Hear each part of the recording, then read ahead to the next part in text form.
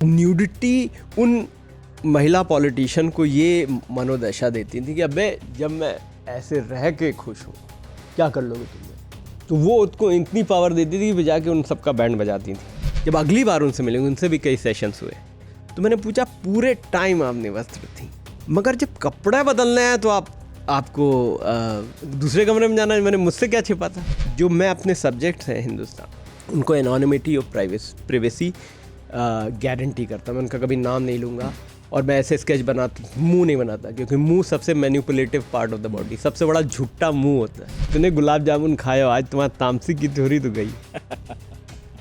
आज तो तुम्हारा इजरायली गर्लफ्रेंड की याद आएगी। तो उन्होंने कहा अरे वो नहीं तो कोई और सही, और गुरुजी तो हैं।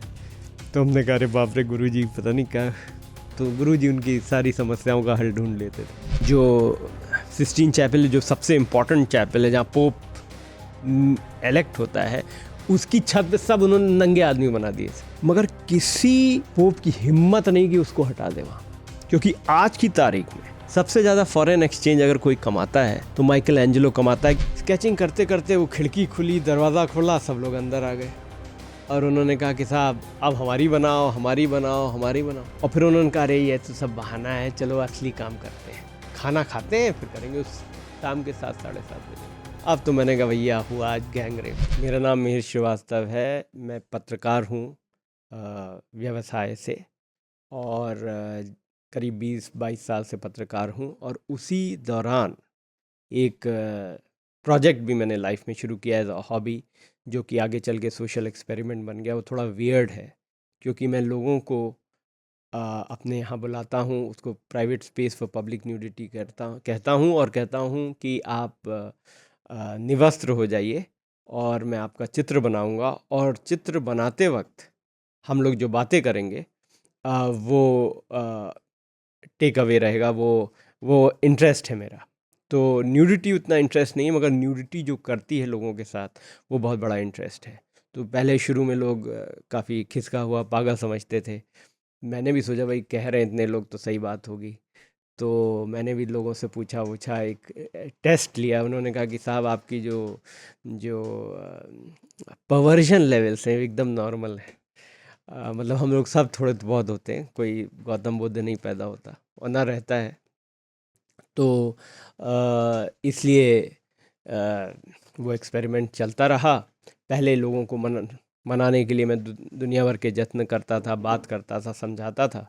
धीरे धीरे वो चीज़ जो है, जब किताब छपी कॉन्वर्सेशंस इन द न्यूड, और पहली बार मैंने 2011 में ओपन में एक ऐसे लिख कर इस प्राइवेट हॉबी को पब्लिक किया। उसके अगले साल किताब छपी, और किताब छपने के बाद काफ़ी लोगों को पता लगा, तो वो मुझे किसी से पूछने की ख़ास ज़रूरत नहीं पड़ी। उसके बाद लोग खुद ही आते चले गए और सिलसिला चलता रहा। बहुत बहुत स्वागत है मिहिर आपका।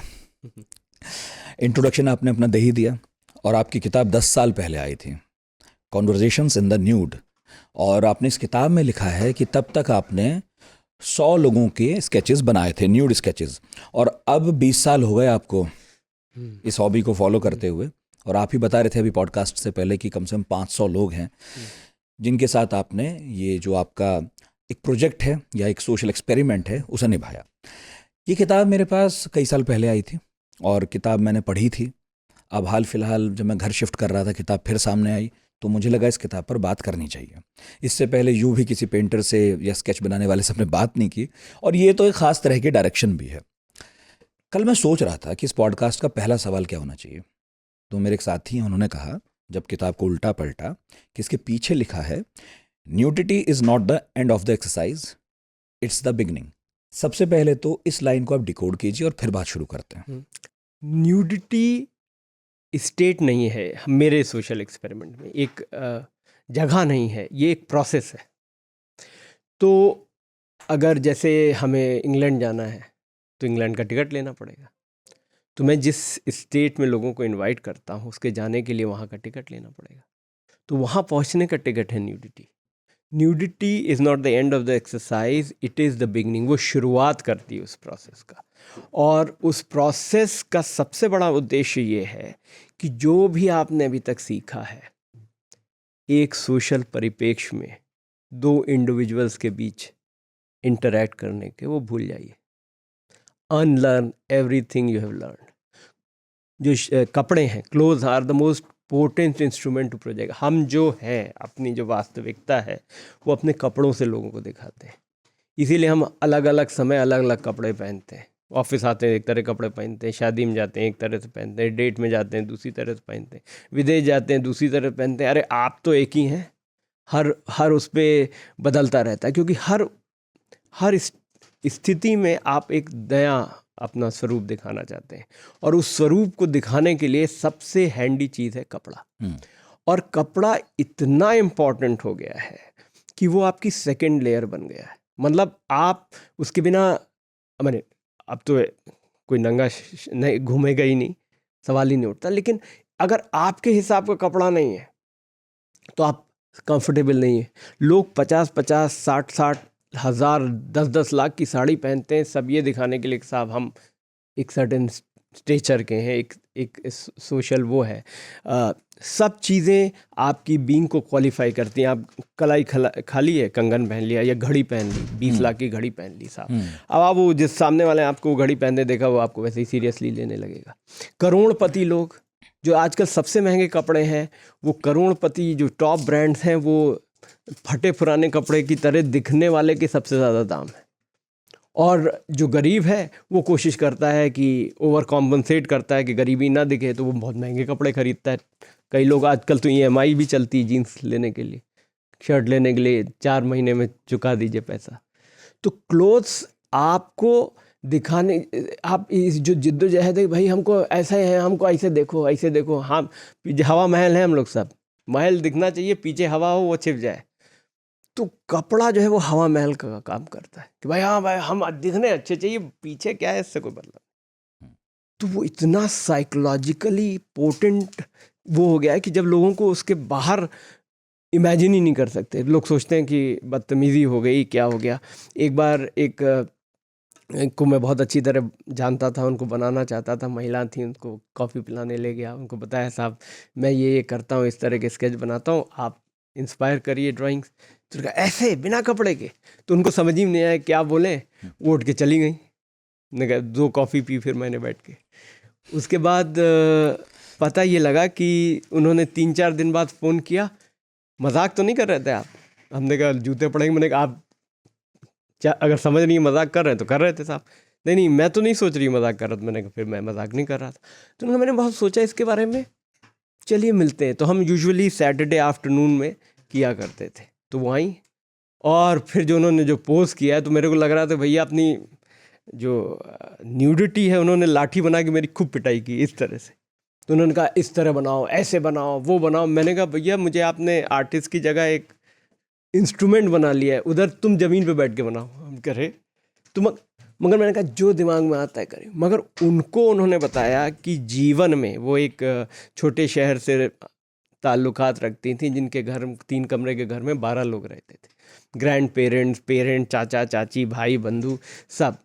तो जब वो नहाती भी थी तो कपड़े पहन के नहाती थी, वो बता रही थी। उनकी माँ बगल में कपड़े धोती रहती थी, और एक गीला कपड़ा के ऊपर सूखा पहनती थी तब गीला निकालती थी। तो उन्होंने कहा कि साहब इस तरह की स्थिति तो मेरे जीवन में कभी हुई नहीं है। और बाद में वो इतना खुश हो गई, नाचना गाना शुरू कर दिया उन्होंने। तो हमने कहा भाई इतना कूदेंगे तो नहीं बन पाएगा स्केच। लेकिन उद्देश्य स्केच बनाना नहीं है, उद्देश्य है कि लोगों को अगर आज़ाद कर दो तो उनकी मनोदशा क्या होती है। तो जब मनोदशा ये होती है कि जब आज़ाद होता है आदमी तो फटफटाता है कि अरे इसने सब जानता है मेरे बारे में, ये क्या हुआ, अरे छिपा, ऐसे ऐसे क्लोज्ड पोस्चर में बैठते हैं। जब उस वल्नरेबिलिटी को एक्सपीरियंस करते हैं तो उनको लगता है यार क्या हुआ, सूरज वैसे ही उग रहा है, हवा भी वैसे ही चल रही है, हम भी, इतना पता नहीं क्या दिमाग है। तो वही चीज़ जो उनको वीक करती है वो उनको एम्पावर करती है, और फिर तो सारी पावर इक्वेशन चेंज होती हैं और वो डिसाइड करती हैं, बात करती हैं, ऐसी चीज़ों की बात करती हैं जो जीवन में कभी किसी से नहीं करेंगी। सबसे ज़्यादा प्रोजेक्शन हम अपने पार्टनर ही से करते हैं। वो उसको दिखाना होता है कि भाई साहब अभी भी हम जवान है टाइप्स। इंटरेस्ट ना भी हो लेकिन इंटरेस्ट दिखाना पड़ता है, क्योंकि हर चीज़ आपको अपने को हर चीज़ में रेलेवेंट रखना ज़रूरी होता है। न्यूडिटी इतनी पावरफुल चीज़ है कि अभी मन नहीं है तो नहीं है, जो सोचना है सोच लो। सब यही कहते हैं कि भाई देखो सार न्यूडिटी जो प्रोसेस है उसका ये है कि this is who I am, ये मैं हूँ। अच्छा लगे बहुत बढ़िया बात, ना अच्छा लगे तुम्हारी प्रॉब्लम। मैं तो बहुत खुश हूँ अपनी स्थिति में, चाहे जैसी मैं झरझर हूँ, 2-4 महीने में मर जाऊँगा वो दूसरी बात है, मगर अभी मैं खुश हूँ जैसा मैं हूँ। और ये बहुत ही पावरफुल सेंटिमेंट है।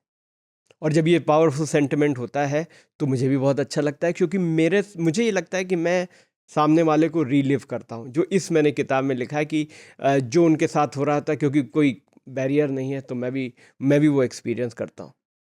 तो मुझे लगता है वाह क्या कितना खुश है, मैं भी खुश होता। कोई अगर अनकंफर्टेबल है तो मैं नहीं बना पाता, अगर वो कंफर्टेबल है तो मैं भी कंफर्टेबल हो जाता हूँ। उनको और कोई स्थिति होती तो वो भी हो जाती। जो सबसे उच्च, जैसे मैं कहते हैं ऑर्गेज्मिक स्केचिंग, वो ये होती कि वो भूल जाते हैं वो नंगे, तो मैं भी भूल जाता हूँ नंगे, तो वो एक फॉर्म हो जाता है। Nudity becomes the most natural state which it is. माने गाय भैंस शर्माती नहीं, हाय भगवान देख लिया मुझे। तो वो जो मगर मगर न्यूडिटी, मैं ये नहीं कह रहा कि न्यूडिटी ही की वजह से शाइनेस है। अगर आपने कभी कुत्ता वत्ता पाला हो, जैसे हमने बहुत से पाले थे, तो उनको जब डेफिकेट करते हैं, सुसु करते हैं, तो उनको शर्म आती है, तो वो क्या करते हैं, वो अपना मुंह छुपा लेते हैं, झाड़ी में मुंह घुसा देते हैं, तो उनको दुनिया दिखना बंद हो जाती, तो सोचते हैं कि दुनिया भी हमें नहीं देख पा रही। क्लोज का भी वही वो है कि आप कपड़ा पहन के सोचते हैं आप सब दुनिया को पूरा बेवकूफ़ बना रहे हैं, किसी को एक बेवकूफ़ नहीं बना पाता, क्योंकि सबको एक एनर्जी लेवल पे समझ में आता है। कोई साड़ी पहन के जा रही है, बड़ी खूबसूरत लग रही है, मगर पकड़ ही नहीं पा रही, इधर गिर रही है उधर गिर रही है। जैसे कई बार विदेशी लोग एक्सपेरिमेंट करते हैं, देश में आके साड़ी पहनेंगे तो सोच रही हैं हम बहुत सुंदर लग रहे हैं, सब सामने वो कह रहा है कि यार इसको स्कर्ट की तरह साड़ी पहन रखी, इतनी ऊंची या जो भी। तो क्लोथ बहुत ही कॉम्प्लेक्स ऑब्जेक्ट है, वन ऑफ द जो जिसको हम सिविलाइजेशन कहते हैं उसका सबसे बड़ी चीज़ इन्वेंट की गई है। क्लोथ से बहुत फ़ायदे हुए, क्योंकि जब हम लोग मेडिटेरेनियन में प्री ह्यूमन्स रहते थे तो वहाँ गर्म था, तो ठीक है कपड़े की ज़रूरत नहीं थी। अभी भी ट्राइबल लोग घूमते हैं वैसे ही, कुछ वही बीड्स वीड लटका के।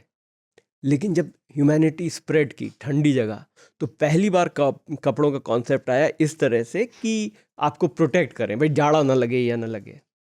फिर उसी से लोगों ने देखा कि भाई, और उस समय माइट इज़ राइट, जो है अल्फ़ा वो अल्फ़ा है।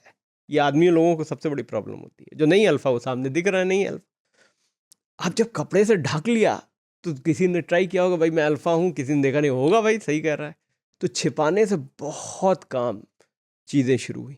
सोसाइटी में जितने शोषण हैं वो इसलिए हैं क्योंकि आप छिपा सकते हैं कि आप कौन हैं। अगर इन्फॉर्मेशन बिल्कुल, जैसे आरटीआई एक्ट है हिंदुस्तान में, जिसने जब कई चीज़ें एक्सपोज की तो पॉलिटिशियंस वल्नरेबल हुए। अगर आप चीज़ों को एक्सपोज नहीं करेंगे, इन्फॉर्मेशन पब्लिक नहीं करेंगे, तो आप पावरफुल होते चले जाएंगे, क्योंकि भ्रम रहेगा, क्योंकि आप भ्रम क्रिएट कर सकते हैं। आप वो चीज़ क्रिएट कर सकते हैं लोगों के दिमाग में जो आप हैं नहीं। और आप अब साधु लोग पाखंडी भी साधु बन के घूमते हैं आजकल, वही गेरू वेरू पहन लिया, या मौलवी दुनिया का कितने शोषण चर्चेज में होते हैं, मगर वो जब वाइट रोब पहन लिया तो भाई भगवान के आदमी हो गए। मैंने ये पढ़ा सुना था कि जो पेंटिंग सीखते हैं, जो इस आर्ट फॉर्म में दाखिल होते हैं, उनके लिए ये उनके सिलेबस का भी एक हिस्सा है कि वो कभी ना कभी बिना कपड़ों के किसी का कोई चित्र बनाए। आमतौर पर स्टूडेंट्स को ऐसे कोई लोग मिलते नहीं हैं जो वॉलंटियर करें, तो कई बार प्रोस्टिट्यूट्स के पास भी जाना पड़ता है। आप यही किताब में किस्सा भी है, ऐसा भी है ना। वो लेकिन इंडिया टुडे की स्टोरी के लिए जाना पड़ा था। हाँ, मैं समझ गया, मैंने पढ़ा था वो। हाँ।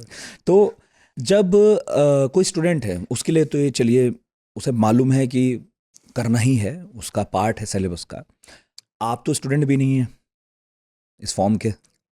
आपको कब महसूस हुआ, आपको कब पता चला, आपने कब जाना इस बारे में कि आप इस तरह के सोशल एक्सपेरिमेंट में दाखिल होना चाहते हैं?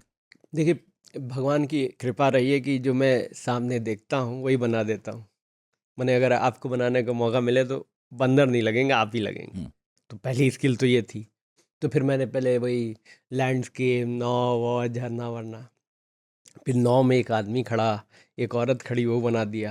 फिर थोड़ा क्लोजअप हुआ, फिर मैंने कहा अरे यार ये तो मज़ा बढ़ता ही चला जा रहा है। फिर मैं anatomy in the way human body is organized is beautiful. It is one of the most magnificent machinery जो नेचर ने है वो बनाई है, बहुत ही खूबसूरत है। और from a biological perspective, from a social perspective, from evolutionary perspective, we are the most advance being. हालांकि उसका हम लोगों ने सही इस्तेमाल नहीं किया है, लेकिन जो भी है, तो वो मैं I was fascinated with human form. और तो हार्मलेसली बनाते रहते थे चित्र, और एक स्केच बुक रहती थी। और एक ऐसा समय आया कि किसी वजह से कहीं ट्रैवल कर रहे थे, 2 रिसर्चर्स आए थे फ्रांस से, एक लड़का था एक लड़की थी, और दोनों कुलीग्स थे, मगर कुछ ज़्यादा कुलीग से ज़्यादा हो गए थे। तो उनके साथ कुछ हिंदुस्तान में ट्रैवल किया। तो एक बार हम लोग खाना खा पूरा काम वाम करके आए, तो ये तय हुआ कि भाई खाना खाने जाएंगे। तो वो अपने कमरे में थे, मैं अपने कमरे में था। थोड़े मैं आराम ज़्यादा कर लिया, देर हो गई, मैं नहा रहा था, तब तक वो आ गए कमरे में। As the luck would have it, sketch book मेज़ पे पड़ी थी। तो जब मैं नहा निकला, देखा वो पन्ने पलट रहे हैं, तो मुझे बड़ी गुस्सा है। मैंने कहा आपने बिना पूछे, अरे यार कैसे पन्ने पलटे? मैंने कहा छोड़ो ये सब बकवास, ये किसी को देख के बनाया है? उन लोगों ने पूछा नहीं। तो उन्होंने कहा have you never done live drawing? नहीं, ये तो हमने कहा thanks God I have a fertile imagination. मेरा सोचने की क्षमता में अलग अलग सिनारियोज इमेजिन कर लेता हूँ, बना दे। तो उन्होंने कहा खाने के बाद हम लोग करेंगे। मेरी तो खाना ही नहीं निकला गया। तुम सोचे मजाक कर रहे होंगे। फिर वो आए और वो बैठे रहे, अपनी किताब विताब पढ़ते रहे, भूल गए, मैंने मुझको भूल गए, और बड़ा मजा आया। तो मतलब वो खुद तैयार थे कि तो कपड़े, हाँ हम हाँ, कपड़े उतार लेंगे, आप अगर बना तुम लो। बनाओ, तुम बनाओ। और वो मेरी तरफ मैं इसमें टोक के पूछ रहा हाँ। हूँ, क्या ये इसलिए भी है क्योंकि उनका जो बैकग्राउंड है, जहाँ से वो आते हैं, वो वहाँ भी हमारे जैसा है या हमसे कुछ अलग है? नहीं, वो उन केसेस में मैं बहुत लकी था, क्योंकि उस एक जो मेल था, उसके फादर भी न्यूड आर्टिस्ट थे फ्रांस में। तो वो तो अपने बाप से बनवा बनवा के थक गया था। तो उसने कहा मैं अपने फादर को मिस कर रहा हूँ, तो तू भी बना लो।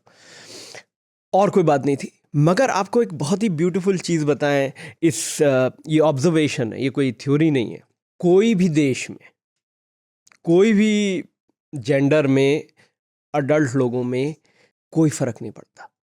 ये जो हम कहते हैं ना सोसाइटी, सोशल वजह से, जैसे पब्लिक न्यूडिटी, जर्मनी जैसे एक एग्जांपल लेते हैं, जहाँ मेरे बहुत दोस्त हैं, और वहाँ मैंने बहुत इस बारे में विचार भी किया है, बात भी की है लोगों से, आर्ट फेस्टिवल्स में। इसमें वहाँ पब्लिक न्यूडिटी का एक कल्चर है। जैसे आप न्यूड बीचेस हैं, सोना है फिनलैंड में, वहाँ पे तो पॉलिटिशियंस, कैबिनेट मीटिंग होती है सोना में, सारे मंत्री बैठ के विचार विमर्श करते हैं। फिनलैंड में लोग बात नहीं करते एक दूसरे से, बड़ी cold country, not just in terms of weather but लोगों के आचार विचार में। बस स्टैंड में 2 लोग खड़े, तो एक उस कोने में खड़ा रहेगा, एक उस कोने में, दोनों दूसरी तरफ देखेंगे। सोशल इंटरेक्शन है ही नहीं, साए साए स्ट्रीट्स रहती है, शांत। मगर जब सोना में वो लोग बैठते हैं निवस्त्र, तो पकड़ पकड़ पकड़ पकड़ खूब बोलते हैं। तो ऐसी कल्चर में, अब आपको एक बहुत इंटरेस्टिंग एग्जांपल दें कि मेरे कुछ ऐसे दोस्त हैं जो बड़ा इनकरेज करते हैं, तो वो हमें पब्लिक न्यूडिटी का उन्होंने एक्सपीरियंस कराया। तो एक बीच में गए और पूरे दिन वहाँ काटे, क्योंकि कपड़े नहीं पहने थे, तो 10-12 लोग थे। खैर घूम फिर के लौट के शाम को जहाँ ठहरे थे, एक वहाँ पे आए, और सब लोग साथ ही रुके थे। एक बड़ा सा कॉटेज था, तो थोड़ा जलपान चल रहा था। तो मैंने कहा कि साहब मैं ये भी करता हूँ। तो उन्होंने कहा अरे पूरे दिन बनाते तुम? तो हमने कहा भाई चुराते नहीं हैं हम, सामने फेस टू फेस करते हैं। कहते हैं ऐसा नहीं कि भैया 4 ठो बैठ जाओ, तुम्हारा नंबर, अब तुम्हारा नंबर, अब तुम्हारा नहीं, 1 at a time, conversations in the nude, बातचीत होती है। और ये छिपके नहीं होता, तुमको देख के बनाएंगे, ऐसे नहीं कि पर्दे के पीछे से अरे बना लिया, ये सब नहीं है। कोई नहीं तैयार हुआ, सबने कहा साहब हम बड़े अनकंफर्टेबल होंगे। क्योंकि पूरे दिन तो कूदे हो हमारे सामने, कभी इधर दौड़ रहे, कभी उधर दौड़ रहे, अब प्रॉब्लम हो रही है। तो बड़ी अच्छी चीज़ ये आई कि वहाँ नॉर्म है, माने उस स्पेस में कपड़े पहन के जाओगे तो अजीब लगेगा, तो जाओ ही मत। और अगर जाओगे तो कपड़े उतारने पड़ते नहीं है, सभी, सबको अजीब लग रहा, सभी सब। इस स्पेस में जहाँ हम लोग बैठे हैं, वहाँ पे दिक्कत है। यही बिल्कुल ट्रू है जो मैं अपने सब्जेक्ट्स हैं हिंदुस्तान में, उनको एनोनिमिटी और प्राइवेसी गारंटी करता। मैं उनका कभी नाम नहीं लूँगा, और मैं ऐसे स्केच बनाता, मुंह नहीं बनाता, क्योंकि मुंह सबसे manipulative part of the body, सबसे बड़ा झुट्टा मुंह होता है। अब बहुत सारे हे दांत निकलने लगता है, चाहे कमर में बहुत दर्द हो रहा हो मगर मुस्कुराहट, अरे आपको देखा बड़ा अच्छा लगा। और कोई इरिटेंट आ गया तो सब खुश भी होंगे, तो मुंह ऐसा बनाएंगे भैया नींद आ रही, जाओ जाओ भी कल आना। तो मुंह में बनाते ही नहीं, इसलिए फेशियल फीचर्स नहीं बनाता, बाकी सब चीज़ें। तो एनोनिमिटी, किसी को पता नहीं लगेगा किसका है। अगर आप वो गारंटी कर दें तो आप एक्चुअली लोगों को उस स्पेस में ले जाते हैं जहाँ पे नॉर्म हो जाता है। फिर अगर आपको इस अवस्था में रहने के लिए अगर कोई क्वेश्चन नहीं कर सकता और करेगा, ऐसा ट्रस्ट पैदा हो जाए, तो क्या इटालियन, क्या इंडियन, क्या कोई, मैंने मौलवियों का बनाया है, मैंने ऐसे लोगों का बनाया है कि पूछने के वक्त मुझे लग रहा था कि भैया लाइफ इंश्योरेंस का प्रीमियम दिया है कि नहीं। लेकिन जब एनोनिमिटी अगर उनके दिमाग में घुस गया, I can trust this person, इस पे विश्वास कर सकते हैं, तो फिर बवाल। तो ये प्रोजेक्शन, और बहुत क्रिटिसिज्म भी हुई इस बारे में। लेकिन मैं आपको एक बहुत बड़ी इसमें भी खूबसूरत बात बताऊं, जिसने ये प्रोसेस ने एक्सपीरियंस किया वही क्रिटिसाइज करते हैं।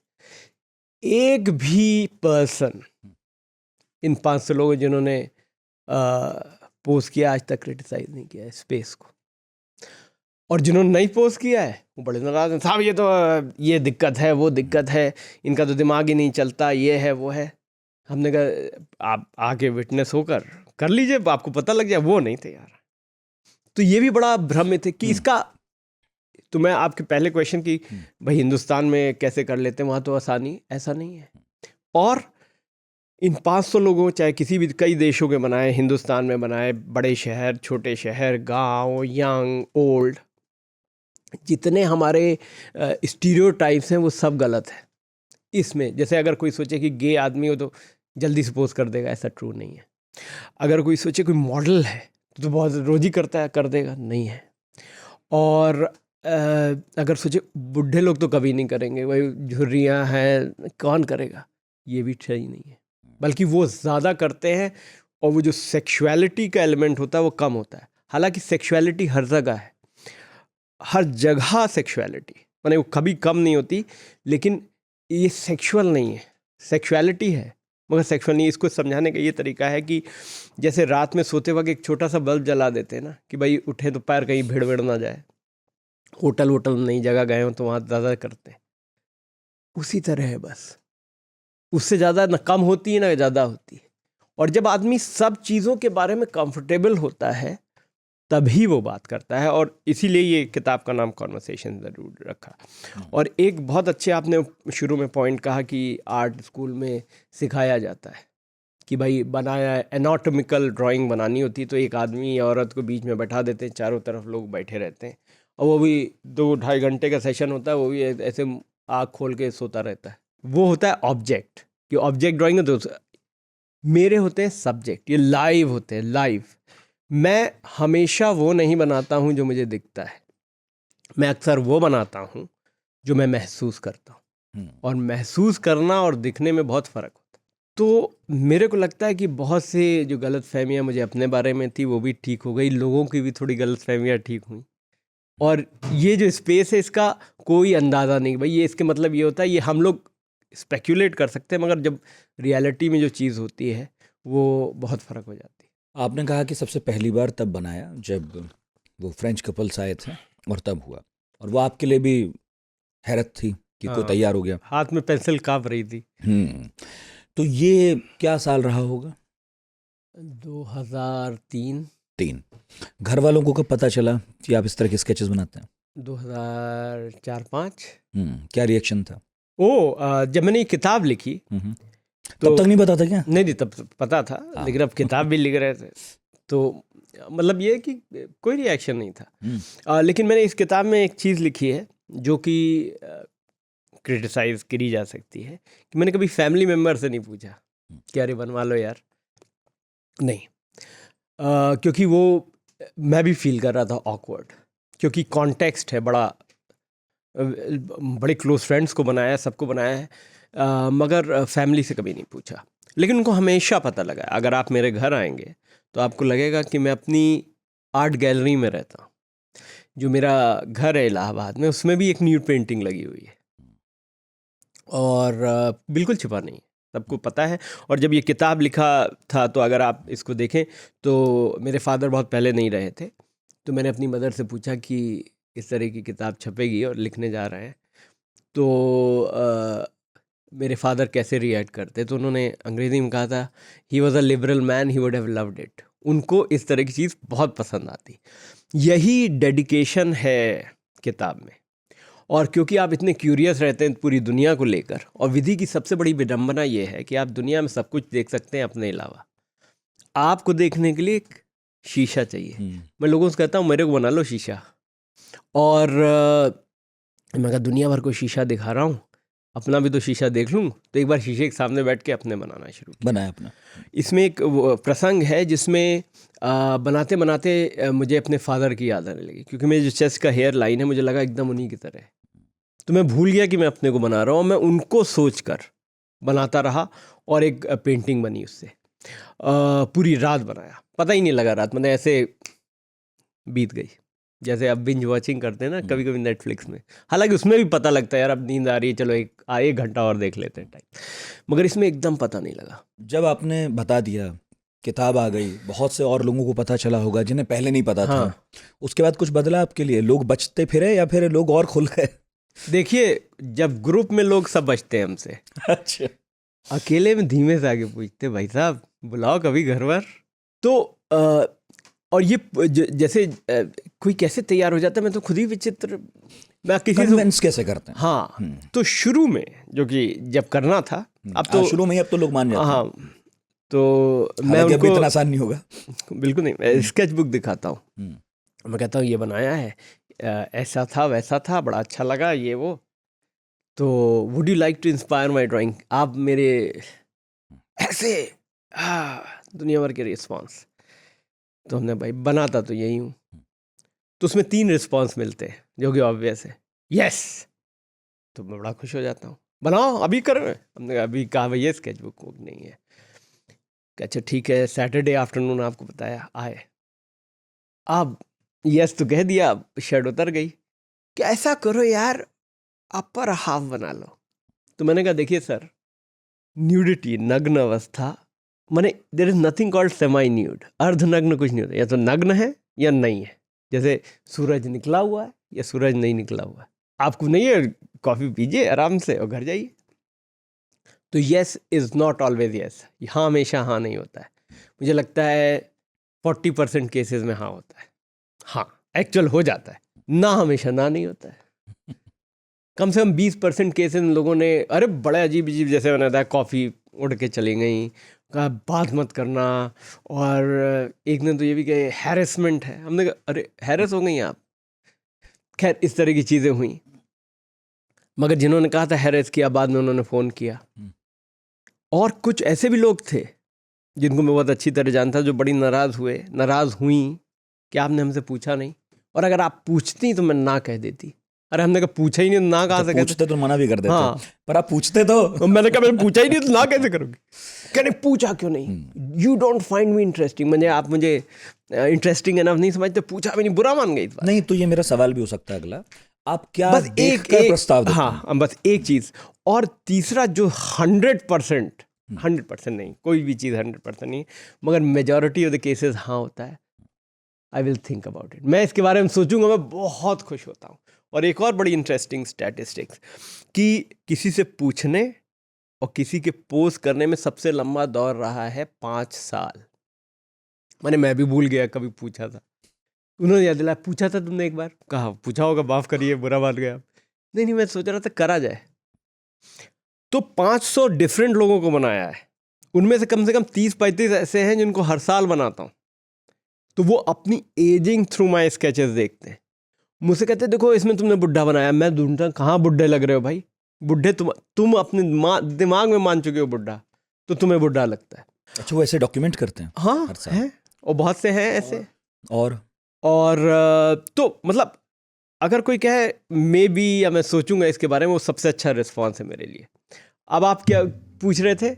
हाँ, मैं कह रहा था आप कैसे तय करते हैं कि इनसे पूछना है? कुछ पता ही नहीं, कोई मेथड नहीं है, कोई भी मेथड नहीं है। बस ये है कि जान का खतरा जहाँ कम हो। नहीं, तब तो मज़ा ही नहीं आएगा।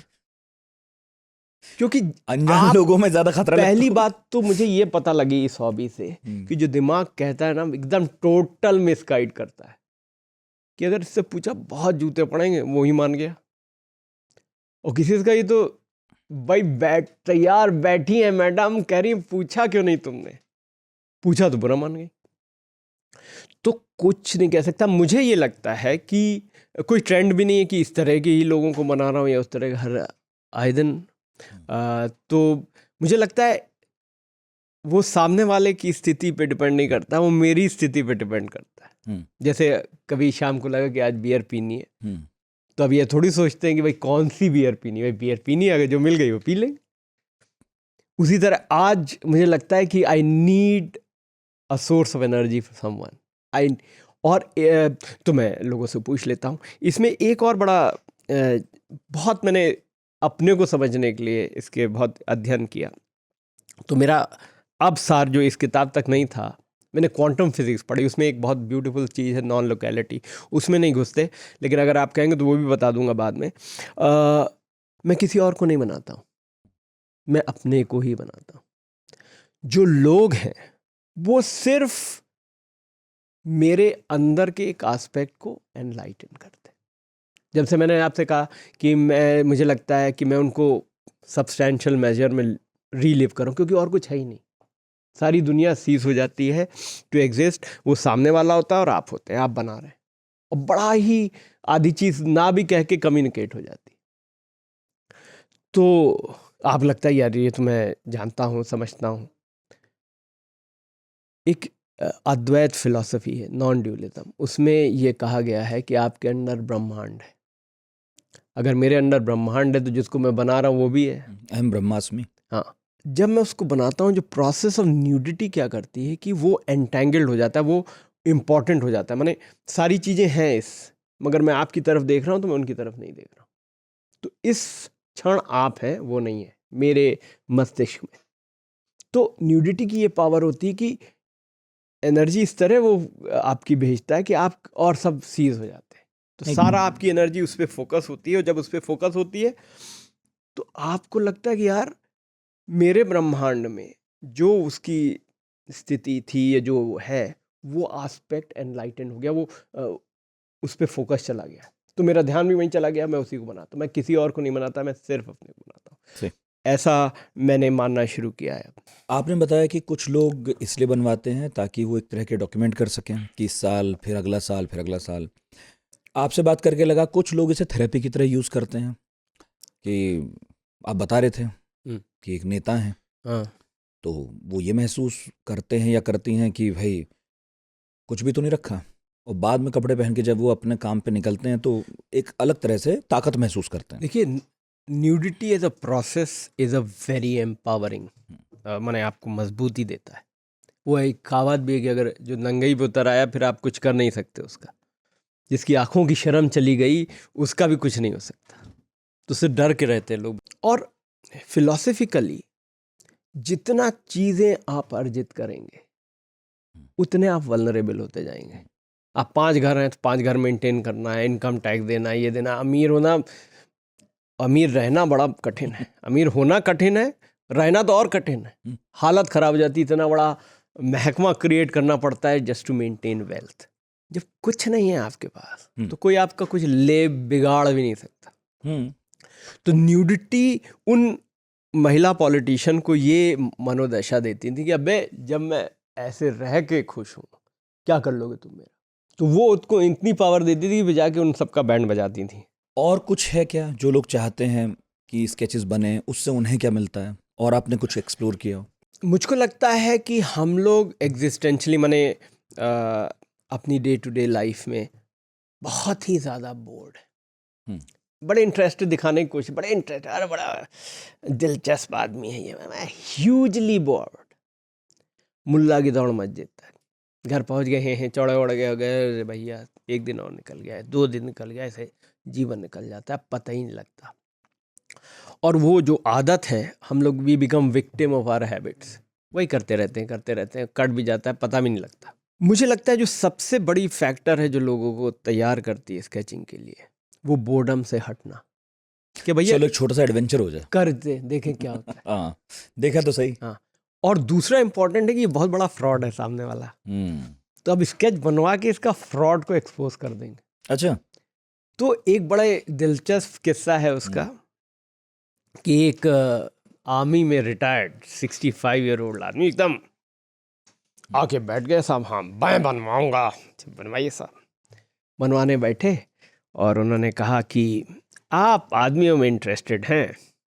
नहीं, पहले उन्होंने पूछा कि मैं पूछ सकता हूँ कि अरे आप कपड़े उतार चुके हैं, जो चाहिए पूछिए, कि आप आदमी में इंटरेस्टेड हैं। हमने कहा क्यों, आपको ऐसा लगा कि आप आदमी को बना रहे हैं? तो मैंने कहा मैं तो औरत भी बनाता हूँ। कि नहीं, आदमी बनाते हैं। मैंने कहा भाई साहब, उस लॉजिक से तो आप भी आदमी में इंटरेस्टेड कि क्यों, कि भाई कपड़े तो उतार के आप बैठे हैं ना, मैं तो आदमी हूँ, मैं औरत थोड़ी हूँ जो आपका स्केच बना रहा हूँ। तो उसके बाद उन्होंने खूब हंसी आई। फिर उन्होंने अपने लाइफ की पूरी हिस्ट्री बताई, जिसमें वो जब एकेडमी में थे 17 साल की उम्र में, तो उनके एक ये आर्मी में चले गए, तो वो खड़कवालसा में तीनों के साथ होता है, जो उनका जिसके साथ उनके संबंध हुए वो नेवी में चला गया। फिर 21 साल की उम्र में दोनों की शादी भी हो गई, अब उनके बच्चे, ग्रैंड बच्चे भी हो गए, मगर वो सिलसिला आज तक चलता रहा और लोगों को पता नहीं। और तो मतलब, तो वो हमको एक्सपोज करने आए तो खुद एक्सपोज हो गए। पॉइंट ऑफ द मैटर ये है कि दो चीज़ें हैं कि इसको एक्सपोज करेंगे और इसको अपने बोर्डम को डील करेंगे। बट इन आइदर केस बहुत ही खूबसूरत चीज़ ये होती है कि जो चीज़ें आप लोगों में प्रूव करना चाहते हैं वो आप में होती है, क्योंकि आप सोच रहे हैं मैं छिपाया हूँ तो वो भी छिपाया होगा। ये बहुत ही बड़ी विचित्र चीज़ है, और इस विचित्रता को देख के बहुत मजा आता है। जैसे कई लोग हैं, कुछ कोई इंटेंशन नहीं है, सोचे अब तो कुछ करेगा मेरे साथ, कितनी देर स्केच बनाएगा, तो 2-3 बनवा लिया, उसके बाद और कितने स्केच और बनाओगे, वो जितना मन करे, बोर हो गए बंद कर देते, बस स्केच। तब वो इस आशंका या उम्मीद में किसके बाद भी कुछ होगा, कुछ होगा, कपड़े तो उतर तो गए। हमने कहा भैया स्केच बनवाने हैं, किसी और काम से आए थे? क्या नहीं, बनवाने तो आए तो फिर हमको बनवाइए। तो वो जब रेवोल्यूशन था कि अरे ये तो सिर्फ ही स्केच ही बनाता है, तो सेकंड सेशन बहुत अच्छा होता। तो उनका देखिए, सब फर्स्ट सेशन में कुछ हुआ ही नहीं, क्योंकि मैं पूरे समय इंतजार कर रहा था कि आप कुछ करेंगे तो मैं आपको पकड़ के 10 जूते लगाऊंगा, सोचते रहे, मगर ऐसा कुछ हुआ नहीं। तो अगले सेशन से चीज़ें होती हैं। तो इस तरह की वो होती है। अब हम लोग जिक्र कर रहे थे साधु का, तो एक साधु थे, हरिद्वार गए, जिन्हें आप कहते हैं फर्जी साधु थे वो। नहीं फर्जी नहीं थे वो, साधु तो साधु है। अब वो सरकमस्टांसेस ऐसे थे। अब फर्जी तो हम लोग सभी हैं। कपड़े यही बताते हैं भैया, कपड़ा पहन देने से कोई साधु होता नहीं। सही। और जो साधु है वो यहाँ इस एडिट रूम में बैठ के भी साधु हो सकता है, उसको गेरू पहनने की ज़रूरत नहीं, दाढ़ी बढ़ाने की ज़रूरत नहीं। मैं हरिद्वार जाता था वीकेंड पे, तो वहाँ गया था, तो मैंने देखा एक लाश जैसी तैरी चली जा रही है, बाल ऐसे बड़े बड़े पानी में। मैंने तब एकदम देखा वो लाश जिंदा हो गई, वो किनारे आए, वो वॉक करने लगे। तो मैंने कहा ये बड़ा यंग साधु है। तो बातचीत हुई और मेरे पास वो था, चाय वाय पिला दी, उनको खुश हो गए। तो उनका अरे ये तो बातचीत हुई, मैंने कहा आप पोस्ट करिए। तो उन्होंने कहा ये तो समाज के खिलाफ। हमने कहा समाज तो आप छोड़ चुके हैं, इतनी चिंता क्या कर रहे हैं समाज की, अब आप तो समाज के ऊपर उठ चुके हैं, तो आपको क्या डर। हाँ ठीक है, बात हुई, 1-2 बार ऐसे और हुआ। तो उन्होंने कहा अच्छा ठीक है, हमारा आश्रम चलेंगे, कहीं चलो। तो आश्रम लेके गए, तो उनके गुरुजी थे, उन्होंने हम लोगों को भगा दिया, है कौन है ये, भागो भागो। तो भागते भागते फिर कमरे में सेशन हुआ। तो उस सेशन में उन्होंने बताया कि उस समय उनकी उम्र थी करीब 25-26 साल, और जब 17-18 साल के थे तो वो उन्नाव के एक गाँव में, गंगा किनारे उनका गाँव था, और वहाँ थोड़े वो जो मारपीट करके पैसा वैसा वसूली करने के एक गैंग में घुस गए थे। और बताते थे कि साहब मैं एक घुसा मारता था तो नाक से खून बहने लगता था। हमने नाक पे कोई घुसा मार दे खून बहने लगे, उसमें कौन माइक टाइसन होने की ज़रूरत थोड़ी है। खैर, तो उन्होंने कहा कि साहब एक बार हम लोग रेसलिंग भी करते थे, तो मेरा एक चचेरा भाई था, उसके साथ कुश्ती हो रही थी, और कुश्ती करते करते हमने उसको ऐसे पलटा, और पलटे में पता नहीं कैसे हाथ में उसका गर्दन आ गई और कट से स्नैप हो गया, वो तो गिरने से पहले मर गया था। अब उसके चाचा का लड़का था और उन्होंने उस पर मर्डर केस लगा दिया। अब इनकी सारी मर्दानगी झड़ गई और भगे जान बचा के। और भागते भागते भागते इधर ट्रेन उधर ट्रेन, किसी ने पहुंच गए हरिद्वार के पास, किसी ने कहा वहाँ कोई आश्रम मुफ्त में खाना खिलाता है, गुरुजी के पास चले गए। तो गुरुजी यही मिल गए उनको। तो पहले उनको मसाज केंद्र में रख दिया, वो मसाज करते थे फॉरेनर्स के, और मसाज करते करते हमारी तरह स्केचिंग मसाज नहीं करते थे, वो आगे बढ़ जाते थे। तो उन्होंने एक आध इजरायली भी मिल गई उनको, बड़ी उनको फ़ोटो वोटो भेजती, मोबाइल ख़रीद के दे दिया, सब कुछ हो गया। फिर उसका इंटरेस्ट ख़त्म हो गया, ये बड़े दुखी हुए ये वो। फिर उसके बाद गुरुजी ने 2-4 मंत्र भी सिखा दिए और अपना अध्यात्म में वो अपना करते थे, और हमको कहानी समझा रहे थे। ये सब बताया उन्होंने, तब बताया जब कपड़े उतर गए कि साहब मेरे को बड़ी माँ की याद आती है, और वो अब रही नहीं, और हमारे सदमे से मर गई, हम जा भी नहीं सकते, ये है वो है, क्योंकि डर है अभी भी कि जहाँ गए अरेस्ट हो जाएंगे। तो उसके बाद उन्होंने कहा कि वो पूरी थ्योरी वोरी समझाई कि देखिए आप अगर अच्छा खाना खाएं, तामसिक खाना ना खाएं, तो विचार भी आपके शुद्ध रहेंगे। अच्छा ठीक है साहब, बड़ा अच्छा सेशन रहा। हम कह जाते जाते चलो चोटी वाला पड़ रहा है, थोड़ा आप खा लीजिए। तो उन्होंने 1 प्लेट खाई, फिर दूसरी मंगाई, फिर तीसरी मंगाई। हम कहा चौथी मंगाओ, पैसा तुम देना, 3 का तो दे देंगे भाई, इससे ज़्यादा नहीं देख सकते। तो उन्होंने 3 पे रुक गए। हम कहे इतने गुलाब जामुन खाए हो, आज तुम्हारा तामसिक की थ्योरी तो गई, आज तो तुम्हारा इजरायली गर्लफ्रेंड की याद आएगी। तो उन्होंने कहा अरे वो नहीं तो कोई और सही, और गुरुजी तो हैं। तो हमने कहा अरे बाप रे, गुरुजी पता नहीं क्या। तो गुरुजी उनकी सारी समस्याओं का हल ढूंढ लेते थे।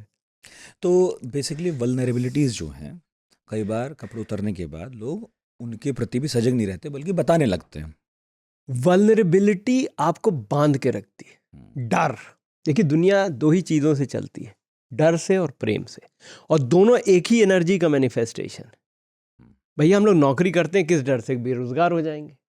किस डर से करते हैं कि भैया तनख्वाह नहीं मिलेगी, बीवी मारेगी, कि भाई ये इन्वेस्ट कर रखा है, EMI देना है, ये देना। दुनिया भर के डर हैं जो हमको काम कराते हैं। और एक होता है प्रेम, माने आप वो काम कर रहे हैं जिससे आपको बहुत प्रेम है, तो आपको ना मिले चाहे मुफ्त पे कर देंगे, हमें करने में मजा आ रहा है। जो फियर ड्रिवन होता है वही वल्नरेबिलिटी होता है, वो बांधता है आपको कि ये नहीं हुआ तो ये हो जाएगा, ये नहीं होगा वो होगा। एक बार करके देख लो तो पता लगा इसी में तो है। जिस स्थिति से हम जीवन भर भागते रहे, वही स्थिति तो हम चाहते थे, जो अनुभूति हुई वो उसी स्थिति में हुई। तो मुझे लगता है कि कुछ चीज़ें फियर और क्लोज सबसे बड़ा मैनिफेस्टेशन है। अगर आप उसको ध्यान से समझने की कोशिश करें इन terms of psychology of cloth, is the greatest manifestation of fear. अगर मोटे हैं तो ढीला पहनेंगे, पतले हैं तो भी ढीला पहनेंगे, माने यही दिखाने के लिए कि साहब जो हाथ चौड़े हैं तो टी-शर्ट टाइट हो जाएगी, ये जो भी। तो आप जितनी वल्नरेबिलिटी छिपाएंगे उतना ही आप वल्नरेबल होते जाएंगे। अच्छा, आपने किताब का नाम रखा कॉन्वर्जेशंस इन द न्यूड। बात क्या करते हैं? कोई एक तय फॉर्मेट है, या आप तय करके जाते हैं कि बात करूंगा, या बात से बात निकलती है? और कई बार ऐसा भी तो होता होगा कि अगला बात ही नहीं कर रहा। देखिए कोई फॉर्मेट नहीं। मैं कहता हूँ आप यहाँ आइए, जो मन करे करिए। लोग नाचने लगते हैं, कुछ जितने रिलैक्स हो जाते हैं, सो जाते हैं, तो हिलते ही नहीं। और मैं किसी को पोज करने को नहीं कहता ऐसे बैठिए वैसे बैठिए। आप जब कंफर्टेबल हो जाएंगे तो आप नहीं हिलेंगे। जैसे सोते वक्त हम कंफर्टेबल रहते हैं तो कम हिलते हैं, और अगर अनकंफर्टेबल तो हिलते डुलते रहेंगे। तो idea is to make them comfortable, they have to make them self comfortable.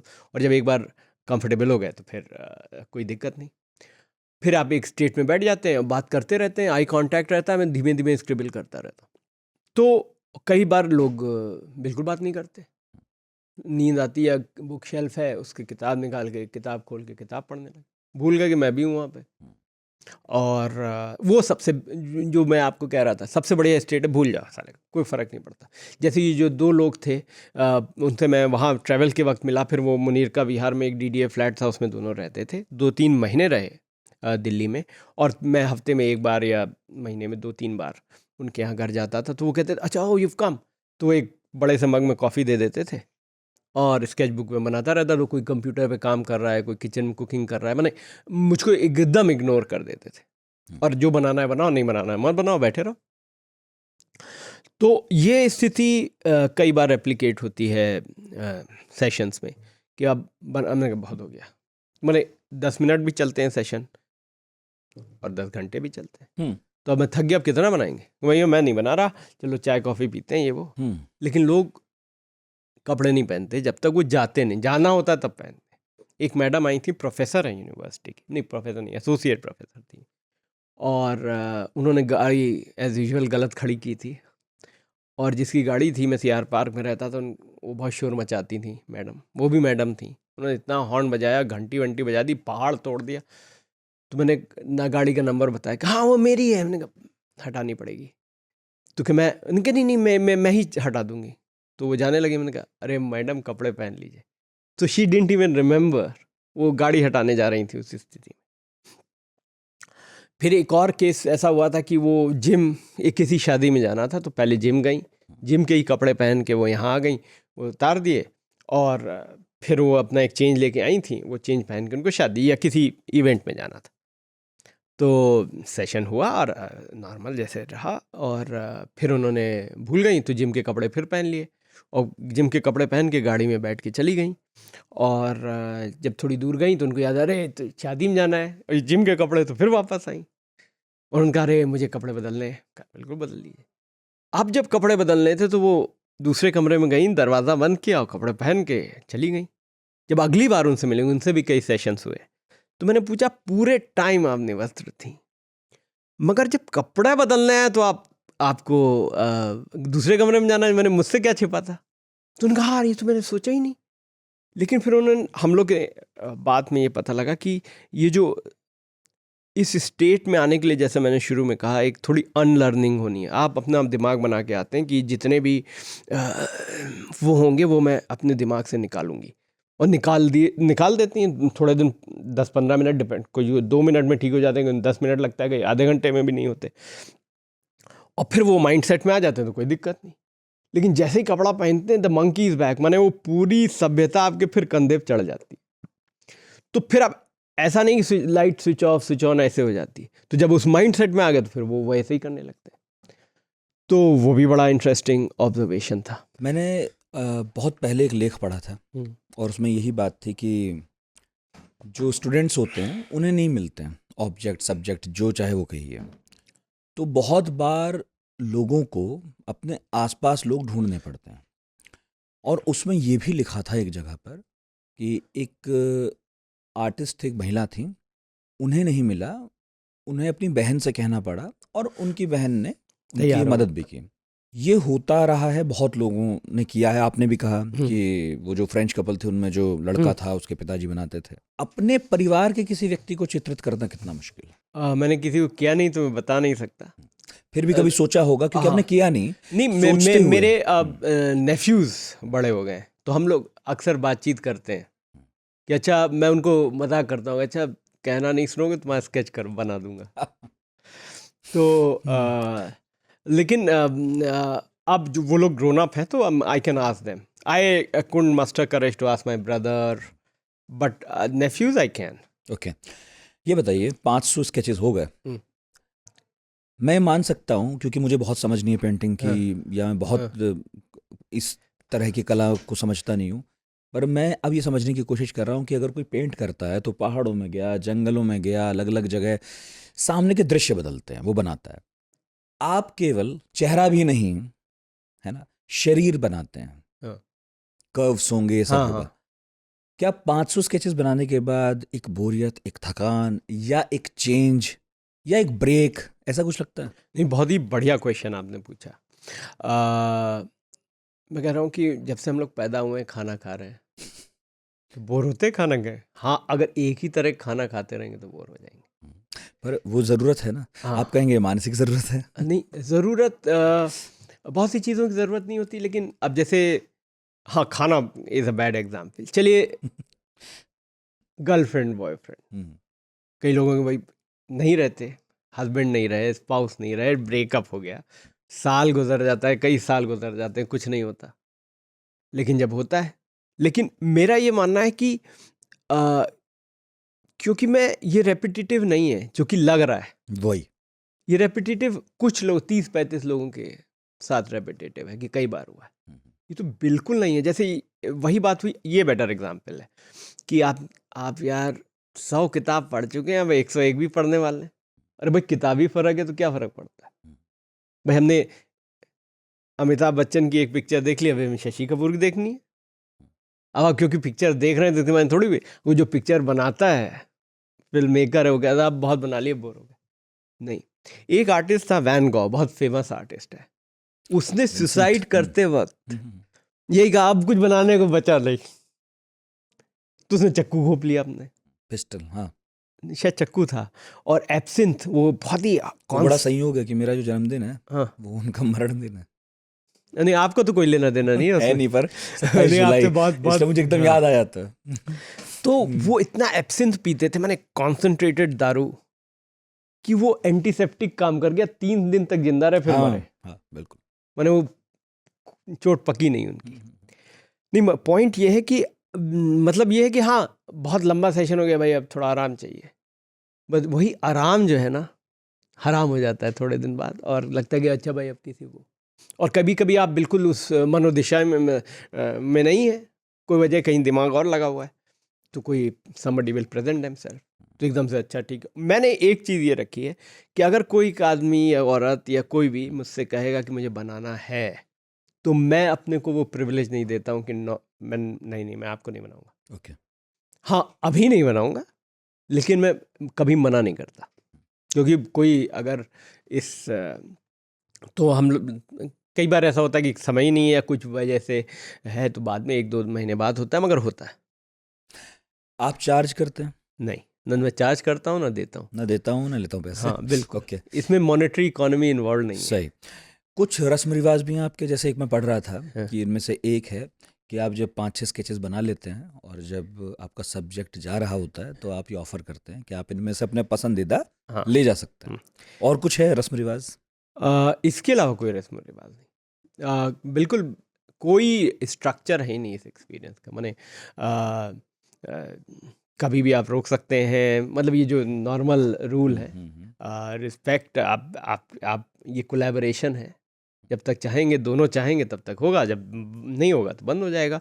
और मैं ये कहता हूँ क्योंकि I don't own the sketch, मैंने बनाए हैं लेकिन किसी को देख के बनाए हैं, तो दोनों का इन्वॉल्वमेंट है, तो मैं उनसे हमेशा कहता हूँ कि इतने बने जो पसंद आए, या कई बार ये कहता हूँ कि इसको फिनिश करूँगा, क्योंकि जल्दी कई बना लिए, तो फिर उसके बाद जब फिनिश हो जाता है तो उनको फ़ोन से भेज दिया या ऐसे ही दिखा दिया कि कोई आपको पसंद है तो आप ले जाइए।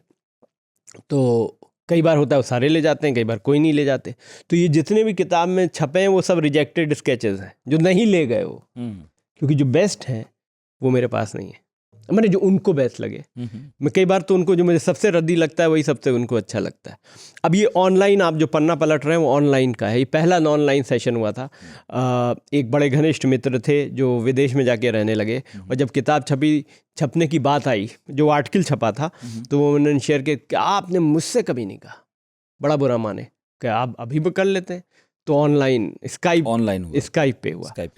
जब कोविड आया तो मैं नया नोएडा में शिफ्ट किया था, और उसके बस 1-1.5 महीने बाद हो गया कोविड का वो जो लॉकडाउन पहला वाला हुआ था, और उसी के बगल में की एक बिल्डिंग सीज फायर कंपनी के कुछ लोगों को पहली बार पता लगा, और हम लोग तैयार नहीं थे, तो थोड़ा नी जर्क रिएक्शन था, बड़ा स्ट्रॉन्ग रिएक्शन था सब, वो सोसाइटी को सील कर दिया गया। उसके बगल में हम लोग की थी, हम लोग भी सील हो गए। तो ट्रक में डेली प्रोविजंस आते थे, और फिर एक लाइन बना के लोग लेके जाते थे। मतलब दुकानें भी नहीं खुली थी, पान की दुकान तक नहीं खुली थी, कुछ नहीं खुला था।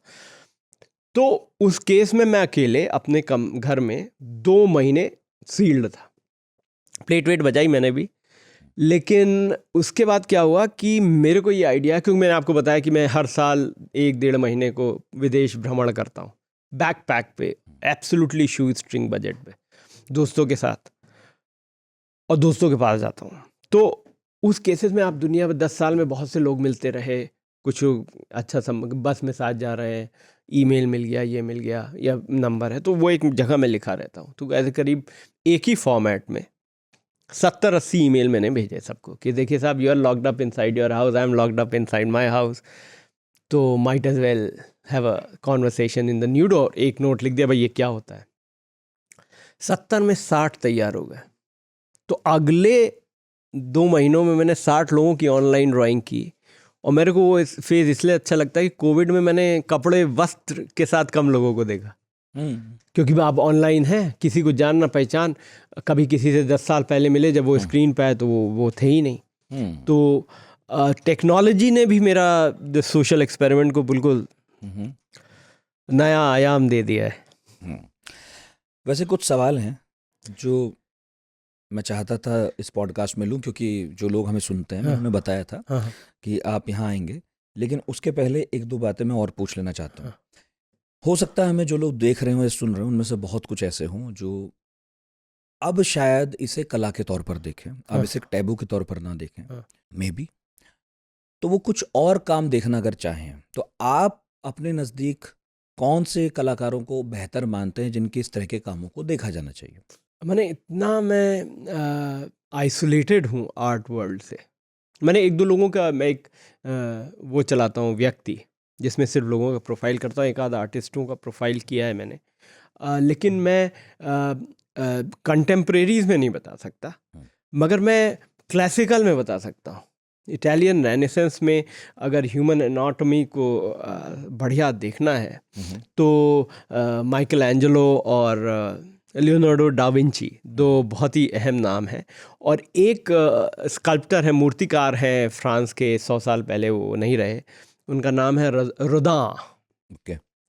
तो वो लाइफ साइज ब्रॉन्ज के स्टोन के स्टैचूज़ बनाते हैं, और उनका, क्योंकि मैं बहुत ट्रैवल करता था तो मैं, और एक और था कारावाज्यो, जो वो 100 साल बाद पैदा हुआ था इटली में, बहुत ही जिसे कहते हैं वाइल्ड आदमी था, और कई बार मार देता था जिनको बनाता था।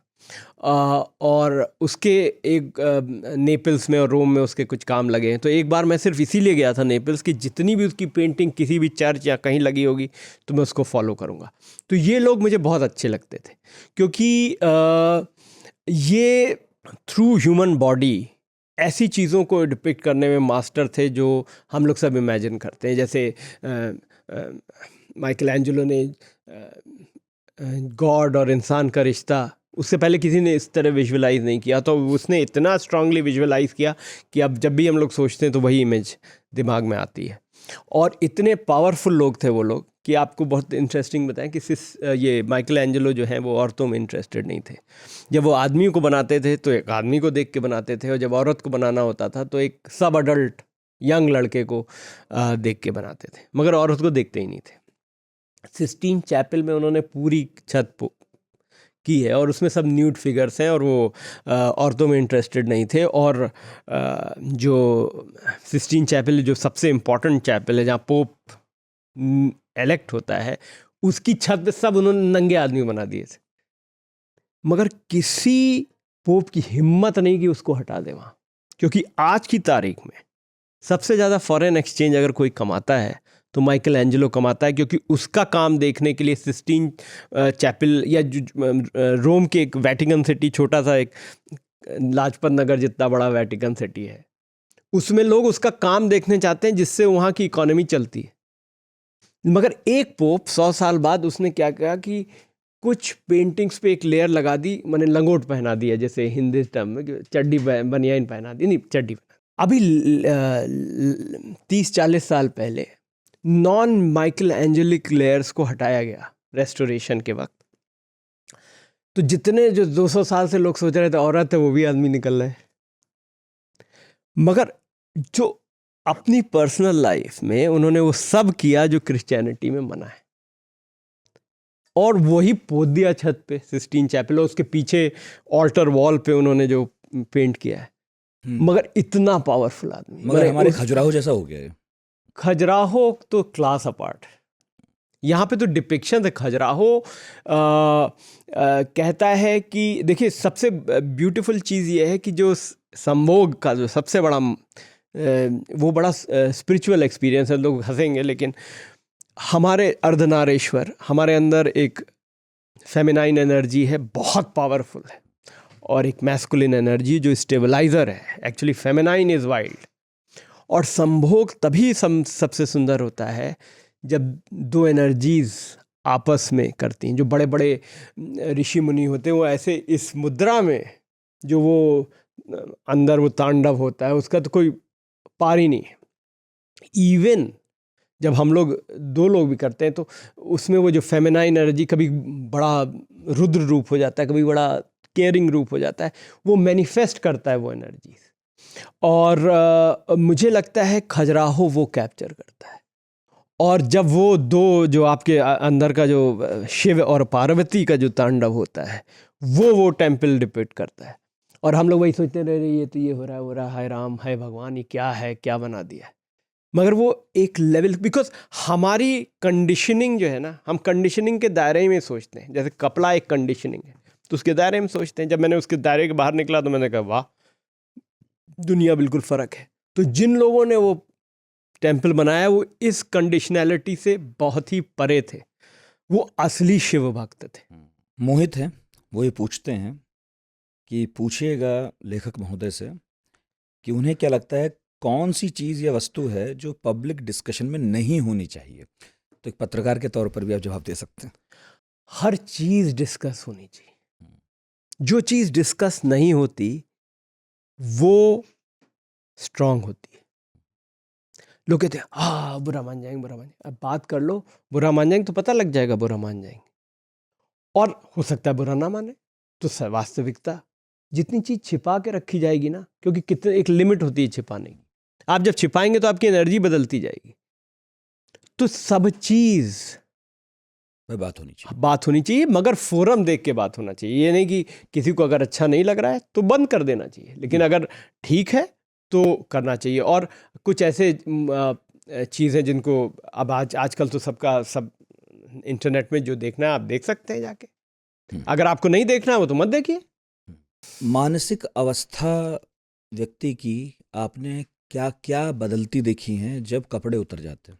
मतलब ट्रांसफॉर्मेशन मैंने देखा है। या बॉडी लैंग्वेज भी बताइए। बॉडी लैंग्वेज देखिए साहब, पहली चीज़ तो जब कोई भी आता है तो दो बड़ी क्रूशल दो पजल्स होते हैं उनके दिमाग में, दो अनसर्टेनिटीज़ होती हैं। पहली, मैं ये क्यों, क्या चक्कर क्या है ये भाई, कपड़े उतरवा के क्या बतियाएगा, और क्या है इसको, what is there for you. मगर वो जो अनसर्टेनिटी है भाई, क्यूरियोसिटी भी है, चलो देखा जाएगा।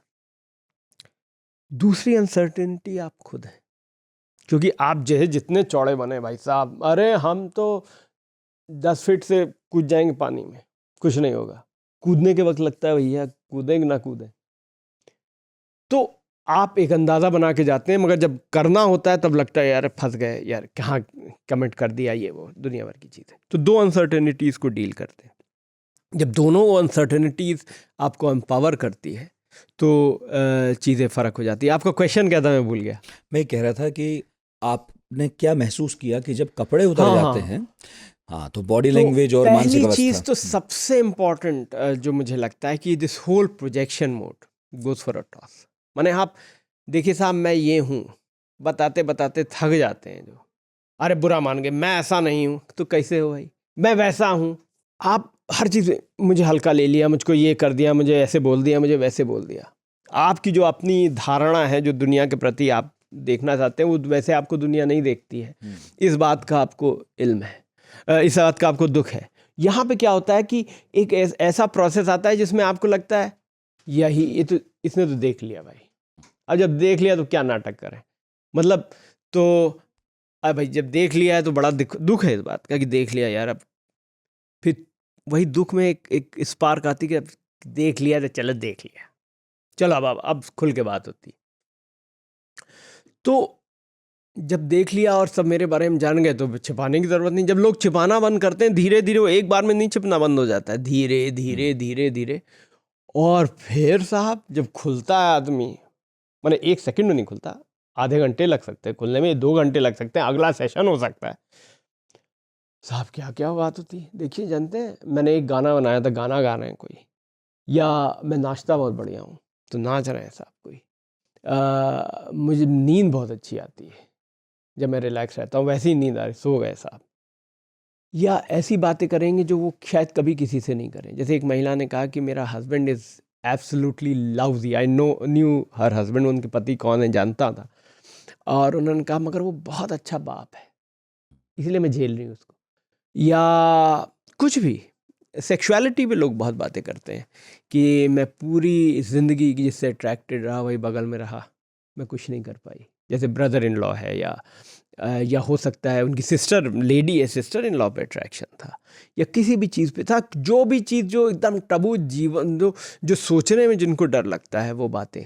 इसीलिए कॉन्वर्सेशंस इन द न्यूड इसका नाम रखा है कि क्या क्या लोगों ने बात करी। जैसे आपको बताया अभी साधु ने तो ही उतना मन उसका हल्का हुआ। पहली बार उसने कहा कि भैया मैंने नहीं मारा था उसको। तो मैं मानता हूँ उस बात के, उसने नहीं मारा, वो एक्सीडेंट था, क्योंकि उसने बाकी सारी, तो ये क्यों झूठ बोलेगा। उसने कहा मेरा सबसे बढ़िया दोस्त था, 2 साल छोटा था, ये था वो था, अभी भी उसका ध्यान आता है, बहुत मिस करता हूँ। तो आदमी जब प्रोजेक्ट करना छोड़ता है, या औरत जब, इंसान जब प्रोजेक्ट करना छोड़ता है तो बड़ा ब्यूटीफुल होता है, क्योंकि कई बार चीज़ें उसको बचपन की कोई चीज़ याद आती, मैं ये बहुत अच्छा करता था, मैं वो बहुत अच्छा करता था। तो कुछ लोग ये कहते हैं कि मैं अब जाके, मैंने ये बहुत, मुझे शौक था इस चीज़ का या पेंट का या कुछ करने का, वो मैं अब फिर शुरू करूँगा। और इन तमाम एक्सपीरियंसेस में, और ये पॉडकास्ट के अंत की तरफ है, मैंने तो ये किताब पढ़ी जो 10 साल पहले आपने लिखी, उसके बाद भी आपकी एक लंबी यात्रा है। आपको इन सभी एक्सपीरियंसेस में सबसे ज़्यादा हैरतनाक कोई एक्सपीरियंस लगा हो, आप वो किस्सा बताना चाहें? सबसे हैरतनाक तो ये लगता है कि लोग कपड़े क्यों उतारते हैं, आज तक समझ में नहीं आया। आपने मेरे तो थ्योरीज हैं, बोर हो रहे हैं, ये हो रहे हैं, वो हो रहे हैं। फिर मैं अपने को कभी पैम्पर भी करता हूँ कि यार लोग मुझ पे ट्रस्ट कर लेते हैं बड़ी जल्दी, और बहुत ही खूबसूरत चीज़ है, कोई अच्छी बात होगी, कोई गॉड गिफ्ट होगा, ये होगा वो होगा, लेकिन ये दिस रिमेन्स अ पजल कि कपड़े क्यों उतारते हैं लोग। और कपड़े मुझे, और जो ऑपरेटिव रियलिटी है उस बात की, वो ये है कि मैं एनोनिमिटी और प्राइवेसी, मैंने उनका नाम कभी नहीं लूँगा, किसी को पता ही नहीं लगेगा किसने किया। मेरे तो 2 जुड़वा बहनों को बनाया है, उनको नहीं पता है, आपस में नहीं पता है, और दोनों ऐसे सोच रही कि इसलिए नहीं बनाया, मैंने बनवाया, वो सोची वही उल्टा, वो दोनों कर रहे हैं। सबसे बड़ी विचित्र, क्योंकि मुझे इस विचित्रता में ही वो है कि हम लोग सब बंधन मुक्त होना चाहते हैं, बड़े बंधे हुए हैं, और उस बंधन से मुक्त होना चाहते हैं। डिफरेंट इंटेंसिटीज़ है बंधन मुक्त होने की, और बंधन मुक्त होने का एक कैच भी है कि जैसे भाई जब जो शराब नहीं पीता उसको शराब पीने की ज़रूरत नहीं, मगर एक बार चुस्की लग गई और पसंद आ गया तो कई बार वो भी बड़ा विचित्र हो जाता है कि रात के 2 बजे फ़ोन आ रहा है, आई वॉन्ट टू पोज। तो मैंने कहा भैया ठीक है, किसी दिन तय कर लेंगे। नाउ, अरे मैंने कहा नाउ कैसे होगा भाई, कि मैं 5 minute let's have a session. तो ऐसे भी हुए कुछ, एक किसी को बहुत डिप्रेशन था और बहुत वॉलेटाइल बिहेवियर था, फ़ोन पे फ़ोन, तो दिमाग, जब रात के 2 बजे उन्होंने मोबाइल पे आई तो कुछ मैंने स्क्रिबल किया, तब उनको चैन मिला। तो विचित्रता तो यही है कि जिस चीज़ की हमें सबसे ज़्यादा ज़रूरत है वही हम अपने को डिनाई करते हैं। मैं ये नहीं कह रहा हूँ कि हम लोग ज़रूरत नंगे घूमें, हमें ज़रूरत है बंधन मुक्त होना, जो अपने परिपेक्ष, जिस परिपेक्ष में जीते हैं उससे भी ब्रीदर लेने की ज़रूरत है। बंधे रहते वो बहुत ज़रूरी है। कभी मुसीबत में पड़े इस हॉबी अरे से? ये एक चैप्टर है इसका आखिरी, उसमें डिजास्टर नाम ही है उसका। तो मैं एक इंडिया टुडे के लिए एक रेसलिंग पे स्टोरी की थी कभी। तो गए साहब, एक रेसलर साहब से कई लोगों से बात हुई, उनमें एक कोऑर्डिनेट कर रहा था और थोड़ा अपने को 25-26 साल के थे, और दिल्ली पुलिस में कांस्टेबल भी हो गए थे। और तो उन्होंने कहा कि मेरे जीवन पे लिखिए आप। मैं क्या, मैं जीवन पे तो नहीं लिखता, स्केच कर देता हूँ, ऐसे ही बोल दिया मैंने।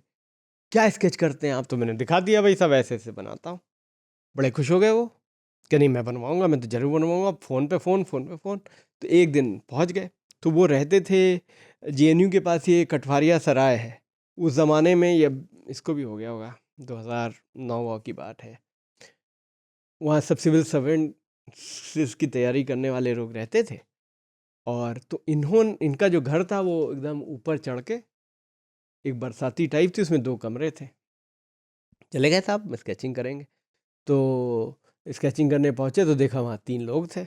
हमने कहा सबके सामने करेंगे स्केचिंग? नहीं, 2 कमरे हैं ना। हमने कहा अच्छा ठीक है साहब, उस कमरे में स्केचिंग करते करते वो खिड़की खुली, दरवाज़ा खुला, सब लोग अंदर आ गए और उन्होंने कहा कि साहब अब हमारी बनाओ।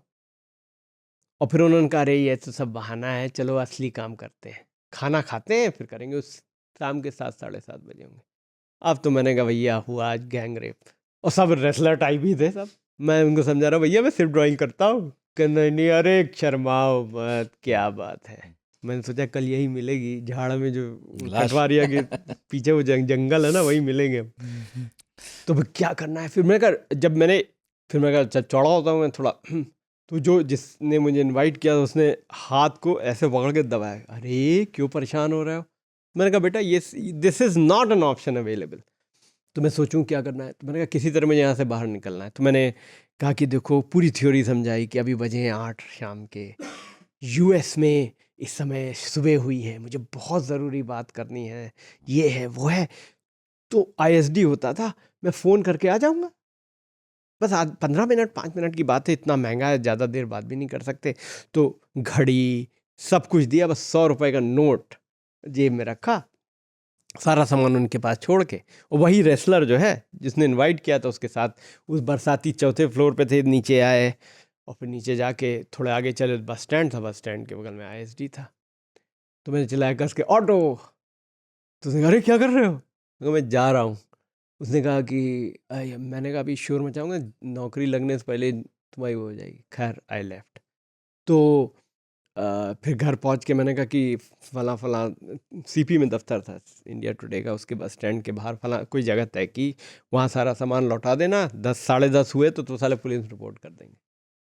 तो वो आया, उसने कहा आप बुरा मान गए। हमने कहा बुरा नहीं मानेंगे तो क्या खुशियाँ मनाएंगे। उनका अच्छा आप सिर्फ मेरा चाहते थे। मैंने कहा मैंने सोचा था कि आप बनवाएंगे, मगर और भी ठीक है, मगर ये तो आप ज़बरदस्ती कर रहे थे साहब।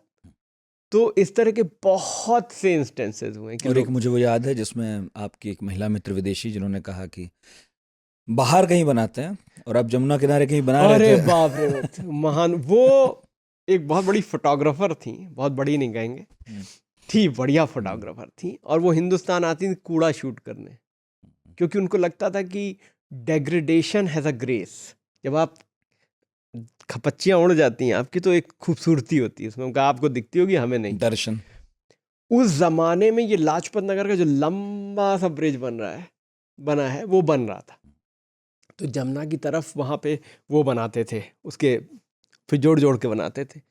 उसके बाहर एक ऐसे रिंग रोड, अब तो बहुत अच्छी हो गई, तब ऐसी नहीं थी, जब कर्व करके ऐसे आती थी, नीचे वो रेतीली मट्टी थी, और वहाँ पे एक यार्ड सा बना हुआ था जिसमें लोहा लक्कड़ सब पुराना वो जो कंस्ट्रक्शन का मटेरियल पड़ा था, उनको वो बहुत जगह पसंद थी।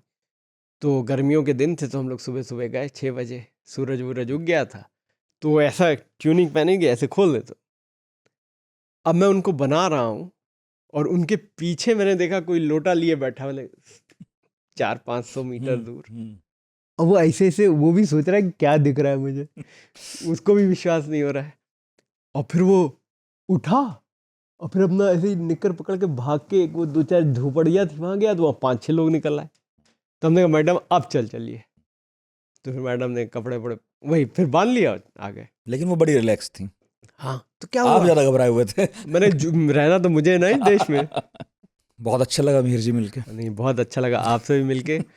और और बेसिकली ये था कि हमने कई लोगों के काम तो देखे हैं, कभी ना कभी सामने आ जाते हैं, वो इस नाते भी आ जाते हैं कि कभी उन पे विवाद हो गया, कभी किसी ने उन्हें धमकी दे दी, कभी उससे अश्लीलता के खांचों में बांट के खूब बहस भी हुई।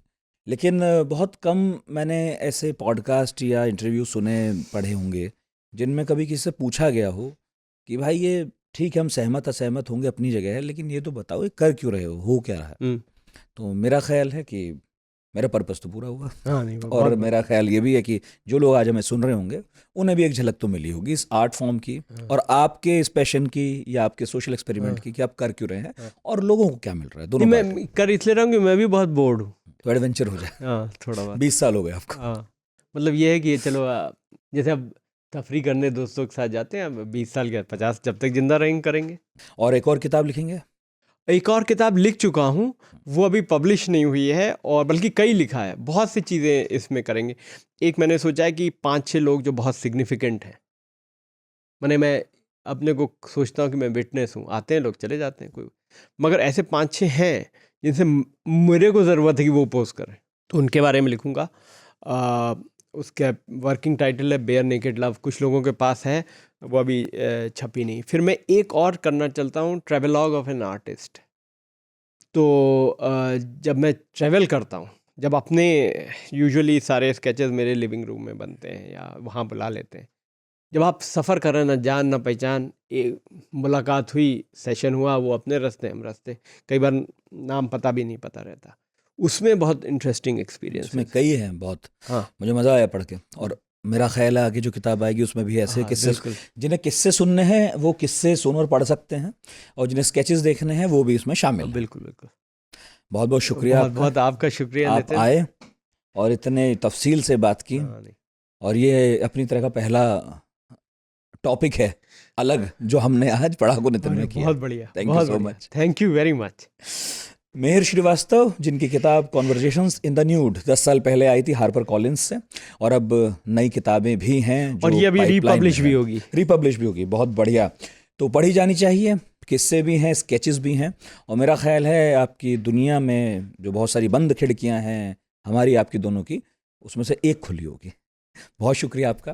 पढ़ाकू नितिन में नहीं, अगले खिड़की गुरुवार नहीं, दरवाजा भी खुल जाएगा। खिड़की दरवाजे कई खुले होंगे। हाँ। बहुत बहुत शुक्रिया आपका। पढ़ाकू नितिन में फिर हाजिर होंगे अगले गुरुवार। और अगर आप YouTube पे हमें देख रहे हैं तो लाइक कीजिए, सब्सक्राइब कीजिए, और अगर आप पॉडकास्ट पे सुन रहे हैं किसी भी ऑडियो प्लेटफॉर्म पर तो रेटिंग ज़रूर कीजिएगा। बहुत बहुत शुक्रिया इतने धैर्य से सुनने के लिए।